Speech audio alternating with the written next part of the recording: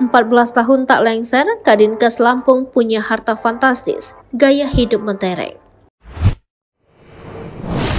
Setelah viralnya video Bima Bayuyudo yang mengkritik lambatnya pembangunan di Lampung, kini sejumlah pejabat di provinsi tersebut turut terkena imbasnya. Tak sedikit pejabat di Lampung yang menjadi sasaran sorotan dan hujatan dari warganet, seperti halnya Kepala Dinas Kesehatan Provinsi Lampung bernama Reihana.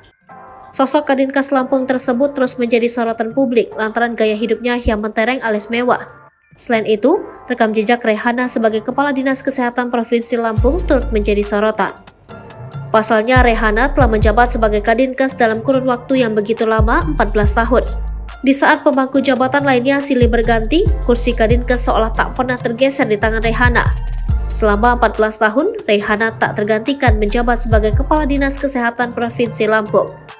Terkait gaya hidupnya yang mewah itu banyak diunggah oleh akun sosial media, satu di antaranya akun Twitter @partaisosmed. Warganet menyoroti tas mewah yang dikenakan Reihana dalam beberapa kesempatan. Dalam keterangan unggahan, akun Twitter Partai Sosmed menyebut jika harga second dari tas yang dikenakan Reihana itu bisa mencapai 200 juta rupiah. Sementara dalam cuitan lainnya, warganet juga menyoroti cincin yang dikenakan Reihana.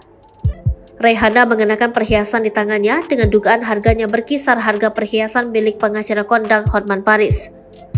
Berdasarkan data yang dikutip dari laman LHKPN, Reihana terakhir kali melaporkan hartanya pada 31 Desember 2022. Kepala Dinkes Provinsi Lampung Reihana mempunyai harta kekayaan sebanyak lebih kurang 2,7 miliar rupiah. Dari jumlah tersebut terdapat tanah sebanyak 4 bidang bernilai lebih kurang 1,9 miliar rupiah, kemudian alat transportasi dan mesin 450 juta rupiah, serta kas 300 juta rupiah.